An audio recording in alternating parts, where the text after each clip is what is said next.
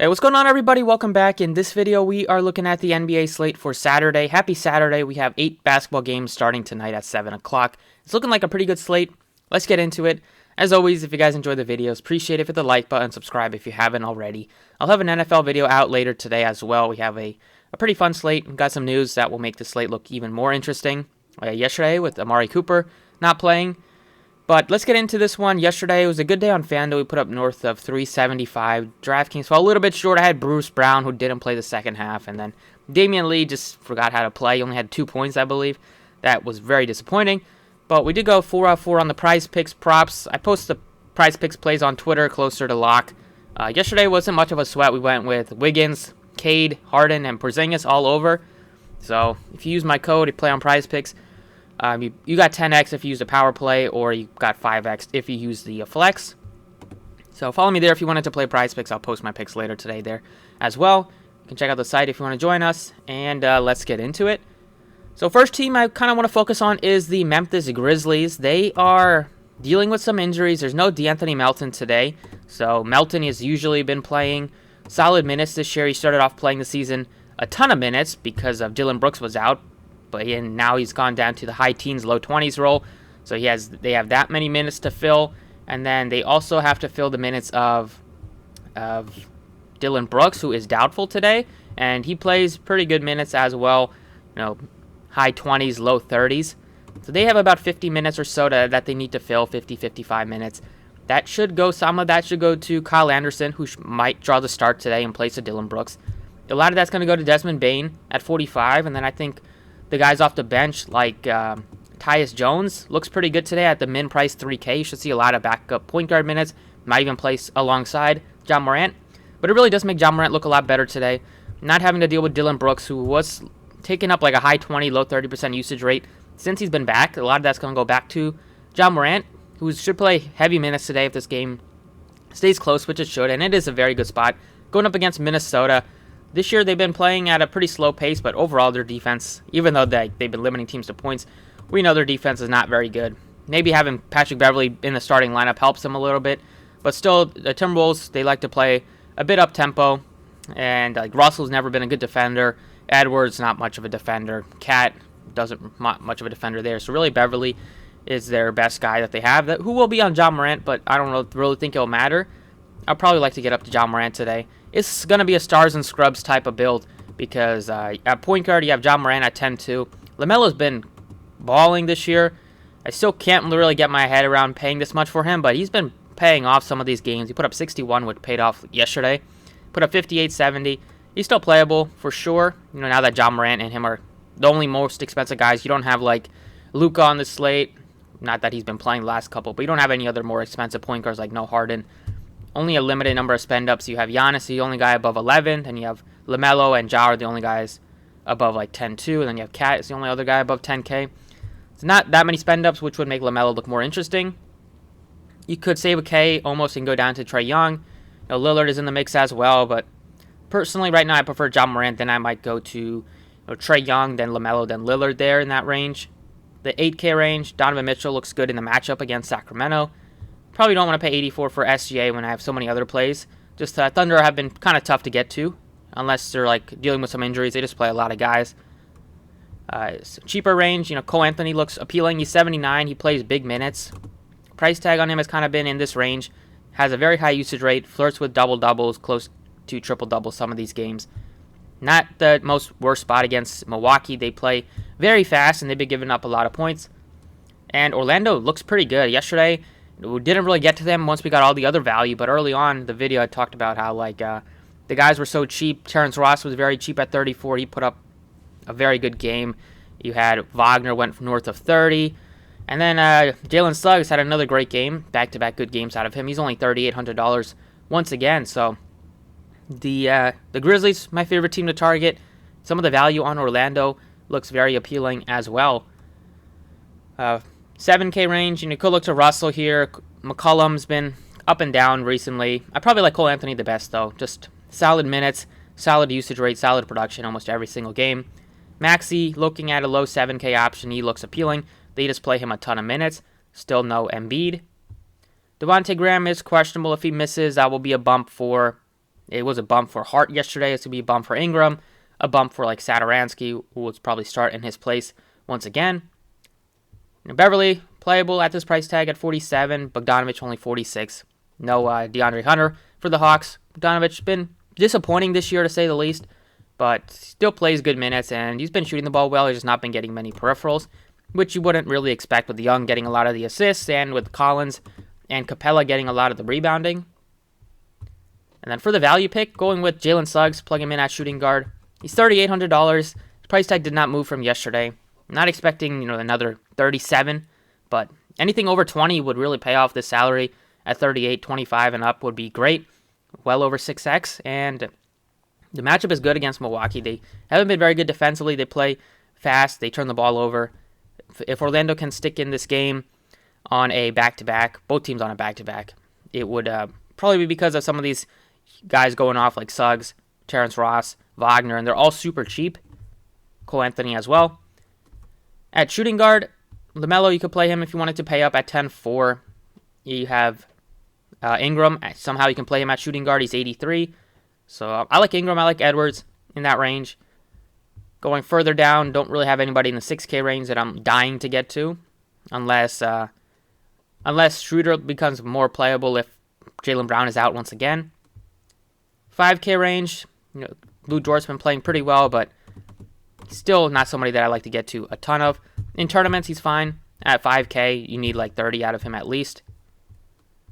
Going down even further in this range, Suggs is probably the best value pick, but you have more plays like Desmond Bane at 45. He should get big minutes today, well over 30. Might draw the start, but yeah, he should probably definitely start in place of Dylan Brooks, or they could go with Kyle Anderson, but whoever they do decide to start with looks viable, and the other guy looks better off the bench anyways. Or they might even both start if they want to go John Moran, Desmond Bane, Anderson, Jaren Jackson, and Adams there. Terrence Ross, moving on to small forward. Terrence Ross looks appealing at only 34. He played 34 minutes yesterday. Super productive. 28 fantasy points. Going to get the job done at only $3,400. He comes off the bench. He shoots, has a high usage rate. He's always a type of player that if he's super cheap, you're going to be looking to get to him just because he can light it up, and you wouldn't be surprised if he has like a 5 of 10 shooting performance or if he has an 0 of 10 shooting performance from 3. Just the mixed bag that you get out of guys like Terrence Ross, but it can really pay off in tournaments if they do catch fire. Cam Reddish, only $3,200. You're going to have some interest in him as well.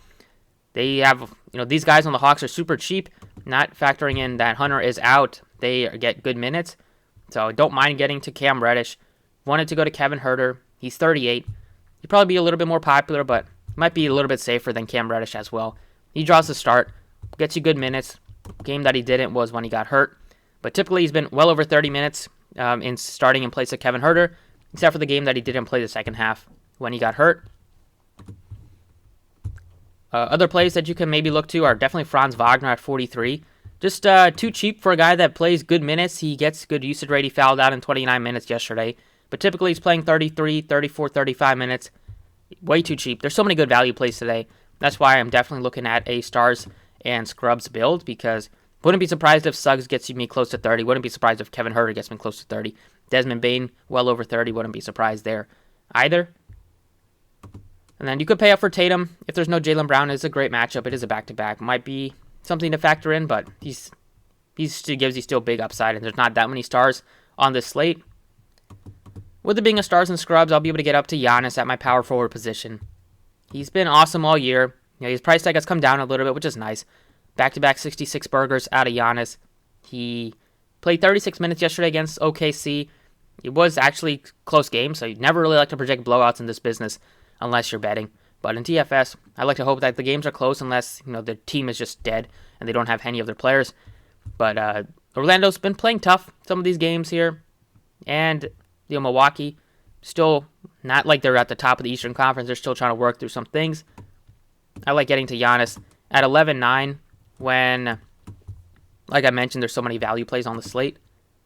So Giannis is my favorite power forward play to pay up for. I like Tobias as my second guy at $8,100. Tatum would be another valuable play if there's no Jaylen Brown once again. You could maybe go down from Giannis to Tatum and then upgrade from another spot.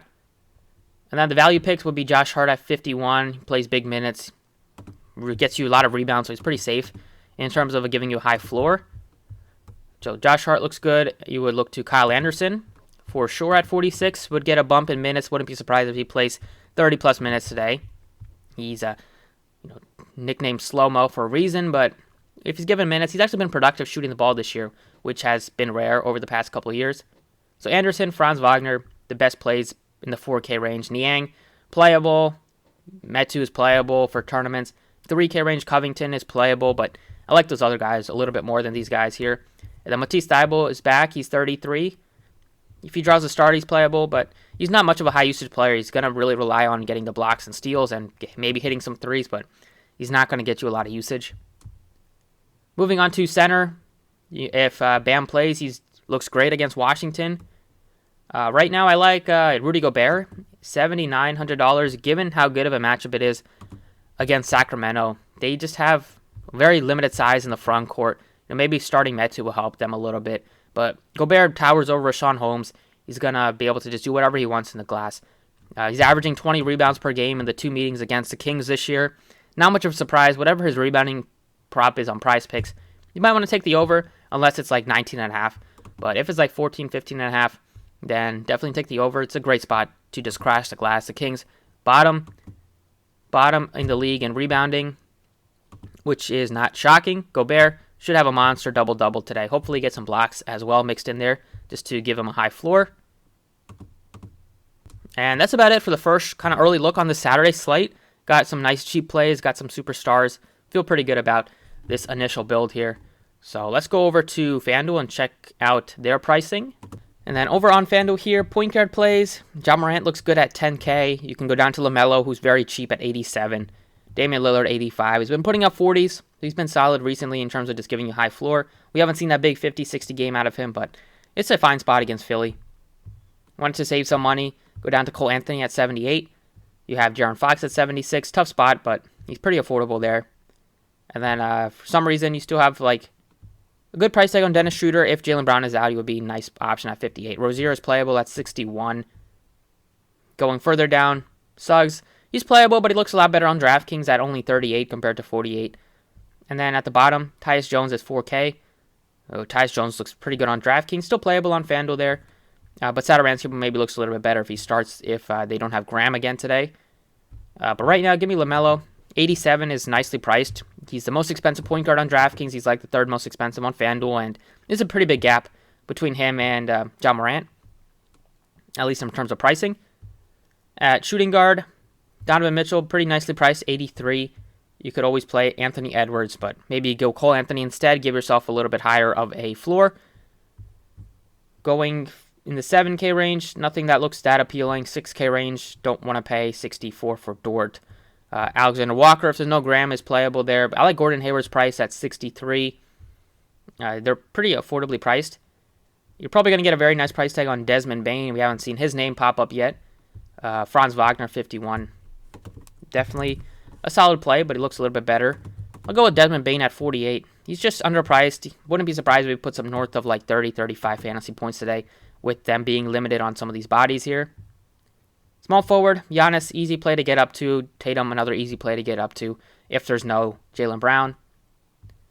Going further down here, I like Hayward's probably my favorite in the 6K range. Maybe LeVert sits on are they on a back-to-back? I think they are on a back-to-back. If LeVert sits on a back-to-back, that would open up. Well, he only played 18 minutes. So I think, the starters probably got benched. I think that's what happened in that game. So he'd probably be good to go. But maybe a little bit risky. Buddy Hield, 57. Josh Hart, 54. Anderson is more expensive, but he should start today. Looks pretty good if that does happen. And then for the value picks, Cam Reddish, 46. Take a look on Kevin Huerter's price. He's 43. I'll plug him in right now. Probably plug him in a small forward.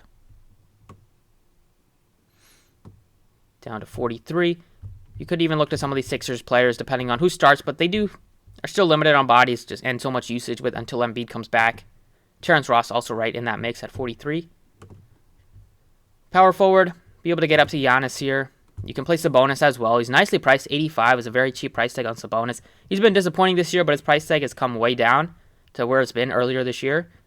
Horford, if there is no Robert Williams again, looks pretty good. You have Wendell Carter. Tough game last night, but maybe can bounce back today. And that's basically it.